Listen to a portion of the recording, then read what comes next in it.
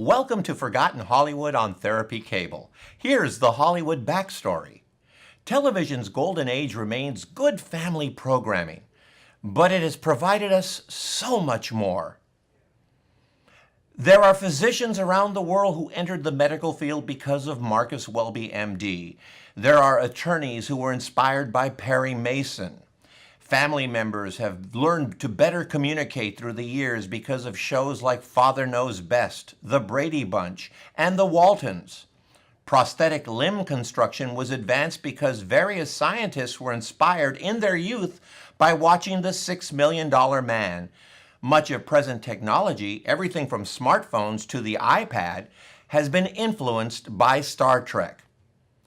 Cultural diversity can be found because of programs like I Spy, Julia, and Mission Impossible.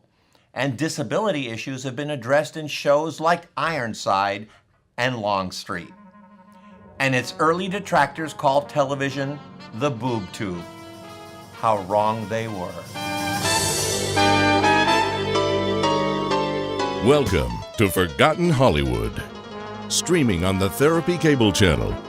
Here's your host, Manny Pacheco. Welcome to our program. The Forgotten Hollywood journey travels through a litany of great character actors from a book series I'd like you to read, Forgotten Hollywood, Forgotten History, and Son of Forgotten Hollywood, Forgotten History. And of course, a radio show that airs weekly on 90.1 FM, KBPK. We also have a documentary that is in production, and of course, it's called Forgotten Hollywood. The purpose of the Classic TV Preservation Society is to educate individuals, community, arts and media, business and academic organizations and institutions on the social significance and positive influence of classic television programming, with specific regard to family values, diversity in the workplace, and mutual respect for all people of every cultural background and heritage, race, and creed. Its board of directors includes a world peace advocate and a disabled actor. Our esteemed guest today is founder and executive director Herbie J. Pilato. He is also the author of several critical acclaimed TV literary companion books. His latest work is called Glamour, Gidgets, and the Girl Next Door. Television's iconic women from the 1950s, 60s, and 70s. Welcome to Forgotten Hollywood on Therapy Cable. Thank you very much. Nice to be here. You are a man after my heart, and I'll tell you why. I tackled Hollywood's golden age, the cinematic and the film and the theatrical. You do the same thing, only on television as being your theme. Right. You take what television is all about, and you turn it into the historical significance and importance behind great family programming. How did you come up with this great idea? Well, there was an episode of Bewitched, and my first book was about the Bewitched show, and it had to do with Tabitha befriending a young girl who happened to be African American, and they became very close, and yet they were bullied in the park by bullies. And Tabitha wanted to make them look alike, so she put a little witchcraft or wishcraft, anything she wishes came true, and the magic went awry, and black polka dots showed up on Tabitha, and white polka dots showed up on I remember that the episode. African American, right? I do remember that episode. So it wins the Governor Award at the Emmys that year, and it was written by one of the writers of the Donna Reed Show, and yet at the same time it was co-written by the 1971 graduating class of Jefferson High School in Los Angeles. They were multicultural students of every background. They loved Bewitched. The producers found out about it, and the producers asked if they would like to write this episode. So from that, which really focused on the theme of Bewitched, or one of the themes of Bewitched, which is prejudice, I thought, you know what, I'm going to go around to schools and colleges and community centers, and I'm going to talk about this. I'm going to talk about how there's this great message about Bewitched, and that I felt, because there were students who were actually writing an episode, then let's go out and inspire some more students to see what could happen if I pointed contemporary students to talk, if I went to contemporary students, and I talked about how these students from the past were inspired by the show. So anyway, when I did another book on Kung Fu and $6 Million Men, and then Life Goes On with Corky and Chad Lowe of the early 90s on ABC, I saw a theme that Samantha was a witch in a mortal world. Kung Fu, David Carradine played an Asian in a Western world. Steve and Jamie of The Bionic Man and The Bionic Woman, they were half man, half machine, felt isolated. And Corky had Down syndrome, and Chad Lowe played a character who had AIDS. So they each, again, prejudice. So I thought, you know what, let me go on Facebook, of course, and start talking about this years later after all the books are written. And then I thought, I need to form some kind of group on Facebook, because that's what you do. You form a group We on all Facebook, do that, right? of course. And I think I'm going to call it the Classic TV Preservation Society. It's not like a tossed and turned come up thing with a name. It happened. And I was getting all these hits. And it resonated. It resonated with people. They're like, yeah. I mean, people don't sit down and go, oh yeah, this really touches me, because once you point it out to them from an objective point of view, they go, yeah, Bewitched is about prejudice, or yeah, it's about a strong... Beat an outsider in an insider's world. Exactly. So I then, when I was getting all these hits on Facebook for this group that I just, popped in just for a second, I thought I had to formalize it. And that's when it became an actual 501c nonprofit organization. And it does resonate, because when I read your PR, and of course we did the backstory, and you talk about Star Trek and the gadgetry that's influenced society, and you talk about great family values of the Waltons, and you talk about all these other things, my mind started thinking, and then that's when I came up with the idea of Julia and Mission Impossible and I Spy, showcasing a positive African-American role model. I thought of Ironside and Longstreet, and today when you talk to me about the whole HIV/AIDS thing with Corky, I think immediately to that St. Elsewhere episode, which was, I think, a landmark episode that tackled HIV/AIDS. So constantly, it seems that you come up with these ideas that push buttons and keeps society thinking. And from a societal standpoint, your books really do resonate, much like the Forgotten Hollywood book series, but on a television level. Right. Well, I just love classic television so much, and it inspired me as a kid. I grew up in an inner city.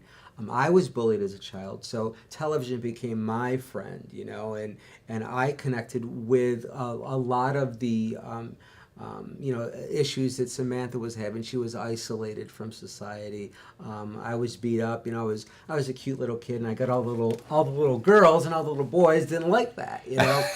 So they beat me up. And then I sang and danced, and that didn't help. And so it was tough. But I took something from it. I took something from what I loved, and I turned it into something that I think could bring a great message, to the world. And TV to me is one of the most untapped resources of education. Certainly PBS does incredible things, but on a mainstream popular culture, way, I don't think people really understand just how much of a wonderful effect that classic television shows in particular, and positive classic television shows, really can have and do have on society. And demographically speaking, you reach a younger group, because my challenge from a cinematic of the 30s and 40s, I'm dealing with 70-year-old, 80-year-olds, and even older. Right. You are dealing with really a great, the 50-year-old, the baby boomer, the 60, a great number of folks that's really trying to find their nostalgia core. Right. And that's actually a good thing for the Preservation Society, I would imagine. Oh, sure, it's wonderful. One of the core function of the society are my TV and self-esteem seminars that I bring to schools, colleges, community centers, and senior centers. And the response that I get from the seniors, who many of them, not just 55, but 60, 70, 80, sometimes 90. Many of them are at the end of their life and they feel they don't have a reason to go on, or they don't have a reason to live anymore, that they're just ready to die. So I come in and I talk about Marcus Welby, or even some of the movies that are shown still on television today, and it resonates with them. They come alive, their brain starts working, they feel validated. It's a wonderful thing. Do you think that television learned a lot from cinema in that in the 50s? They had great writing. I mean, they had Patty Chayefsky and Rod Serling,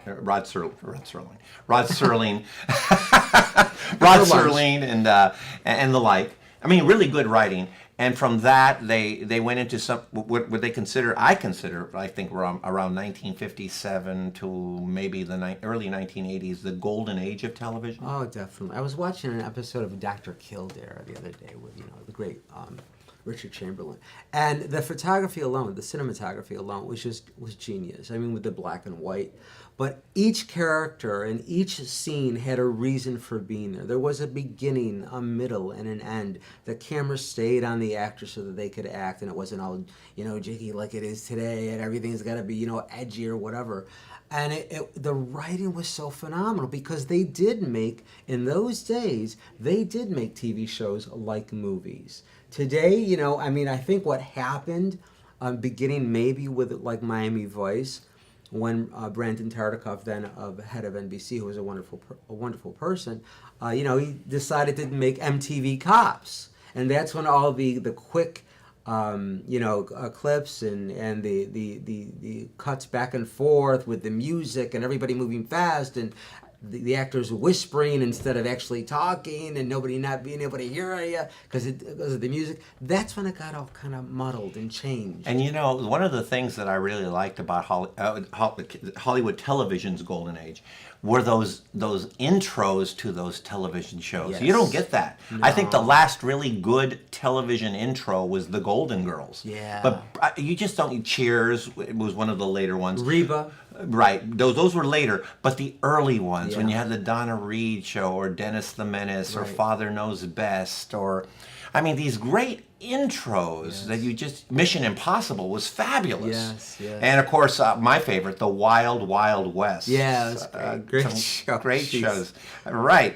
Now, let's move on to your interest in television, how it developed, that you became a motivational speaker, and you give self-esteem seminars. Yeah. How did that evolve? Yeah, that evolved, like I said, from actually Bewitched, and the fact that show had children or young kids actually writing an episode, and I wanted to reach out to the young masses of today because of that. I just knew that I had a message to share. I taught acting and I taught writing, so the seminars were an extension. The classic TV seminars were an extension of the fact that I just like to talk. I like to be out there with people. I love to interact. I'm not an isolated individual. I need communication. And You don't have to be in front of a camera. Just have an audience, and you have a message to share. Exactly. And when an idea comes to you, whether it's a book or whether it's a TV show or whether it's a product that you create for the consumer, if it's a good product, if it's only going to bring joy, and if it's only going to help others, if it's going to make some kind of positive contribution to society, then you will have support. And I believe this in my heart. You will have support in the universe. Somehow the support will show up. So that's what I felt with my books, is that they weren't, exploitive or gossipy books. Certainly as human beings on all of those TV shows, not all of those actors got along all the time. Nobody gets along all of the time. But it wasn't my focus that I wasn't going to turn those books into that kind of companion. Not a Babylon kind of thing. Not a Babylon thing. No. And I also didn't want to just turn them into trivia books. Right. I wanted to talk about what were these shows about? Why were they important? Why did they mean so much to so many people? And of course, explore also why they were so good, from a producing, a writing, and directing standpoint. Well, here's what I'd like to do. We're going to show a clip of, because you love Bewitched. There's an obvious love of one of the great television shows, Absolutely. Bewitched. I was glued to Bewitched growing up, and I used to watch Bewitched into That Girl. I mean, that for me was must-see TV. Of course. So let's let's watch a clip. Okay. And when we come back, I'd like you to talk about the SMARTS program and your acting as a caregiver program, because I think these are two really important functions of society that you're giving back, and you're using television as a way of educating, entertaining, inspiring, providing self-esteem. Let's take a look.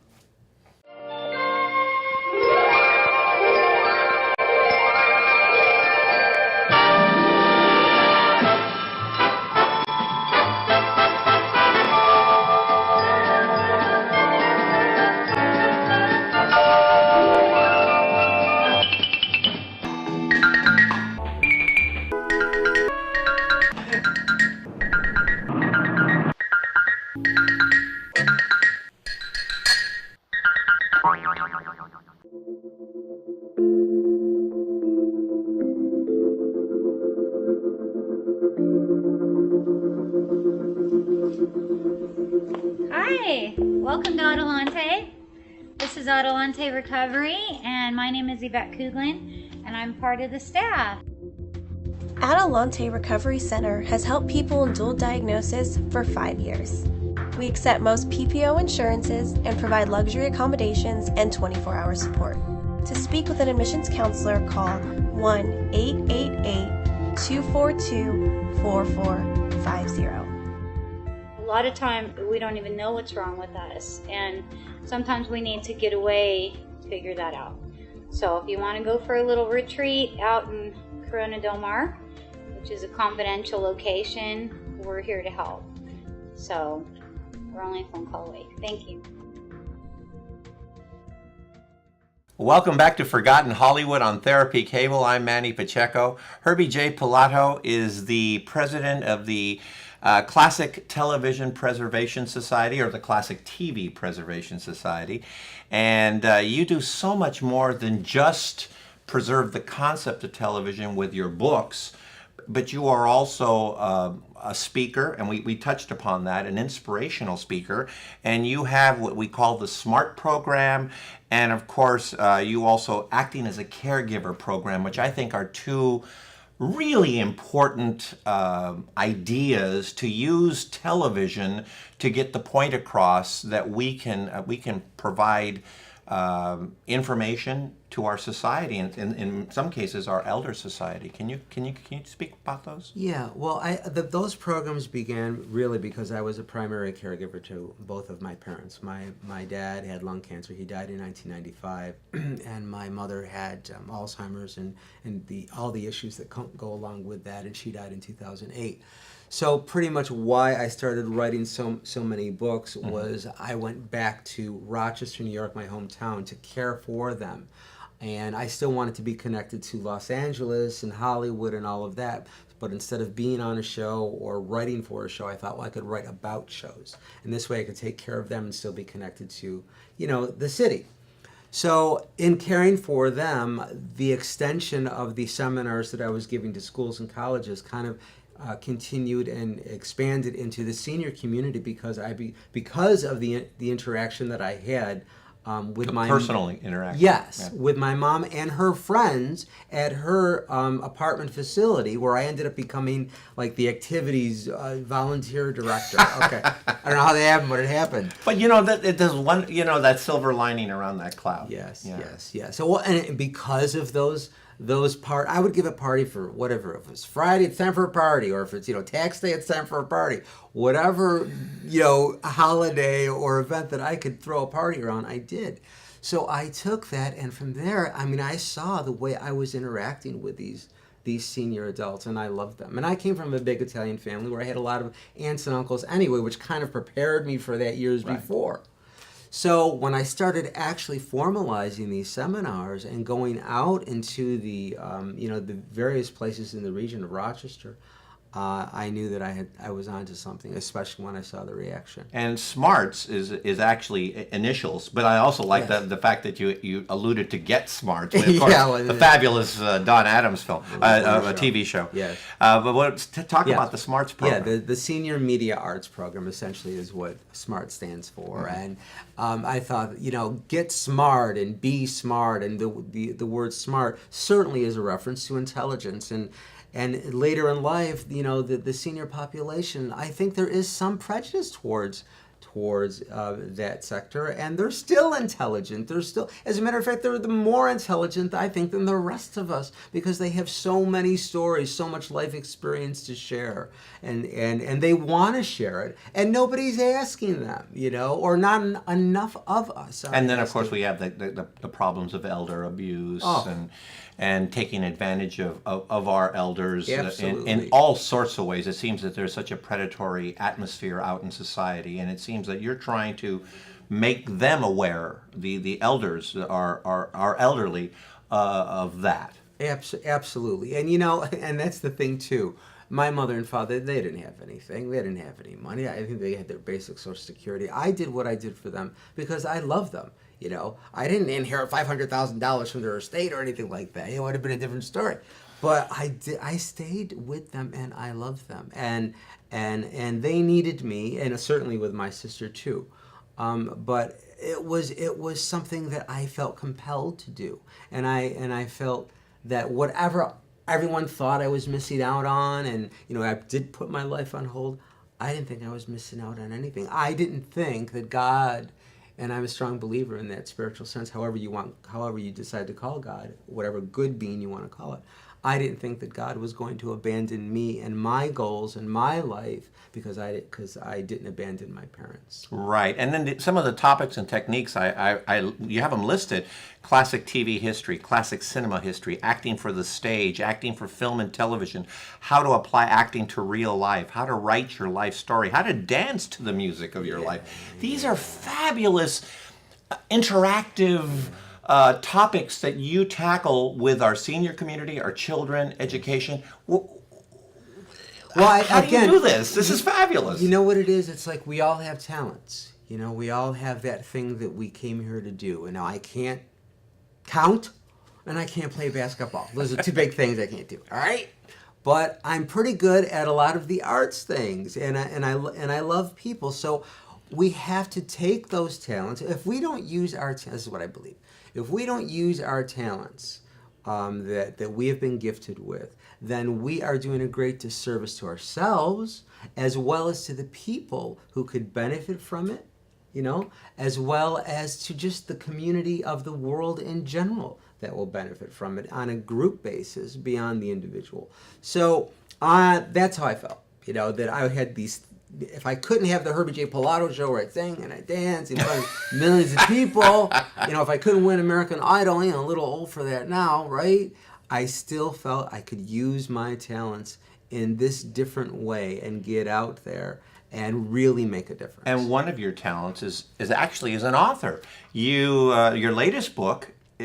Tell us about your latest book. Yeah. And we're going to show a picture of your latest book as you tell us about it. Oh, great. It's a Glamour, Gadgets, and the Girl Next Door, Television's iconic women from the 50s, 60s, and 70s.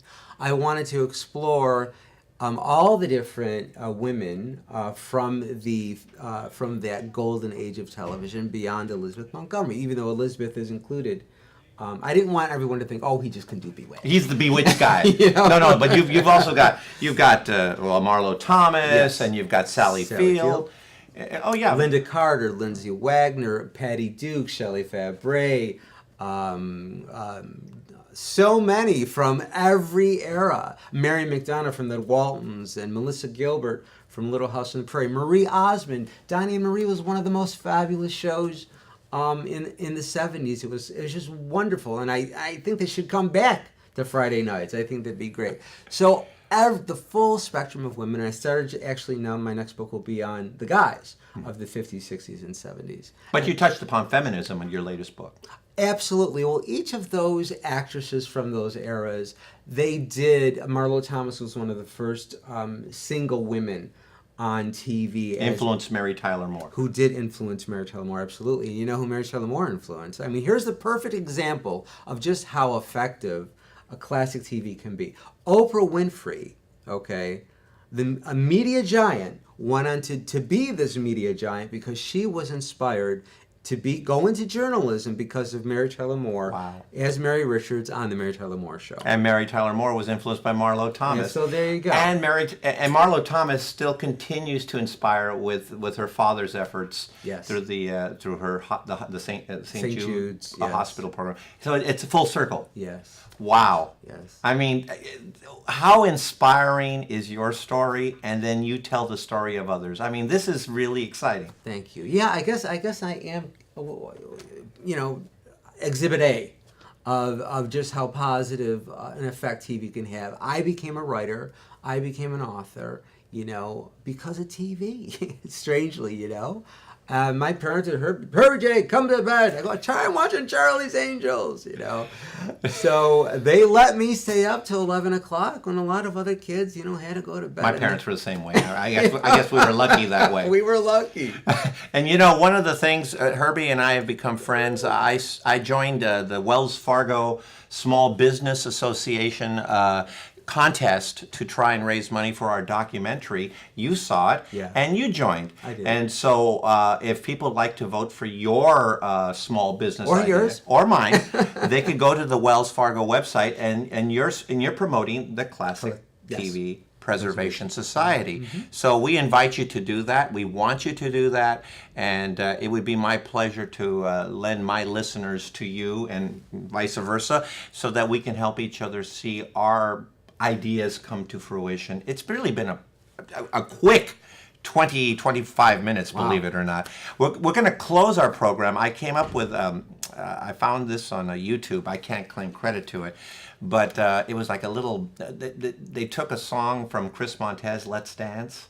I believe it's Let's Dance. I might be wrong on that. But anyway, the fact of the matter is... Not David Bowie's Let's Dance. No. The Chris Montez from 1962. And they show what fun classic television is, and I think it shows Batman, and it shows Patty Duke, and of course Elizabeth Montgomery and a few others, and we're going to close our show with that. So let's take a look, and then we'll be right back. Sounds good.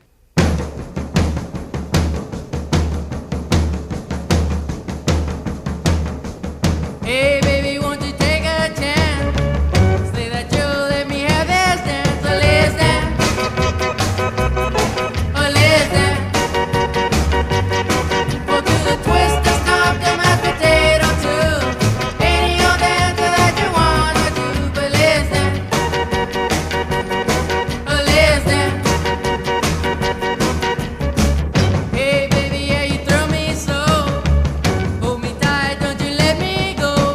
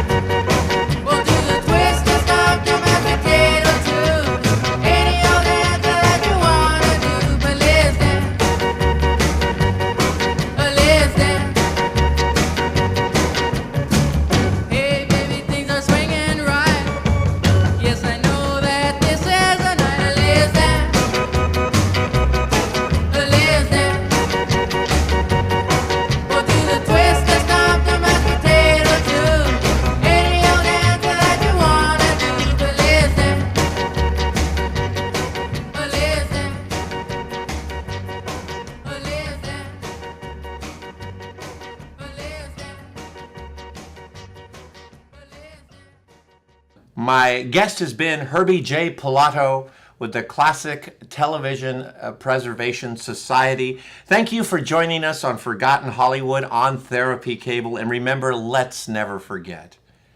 I'm Manny Pacheco.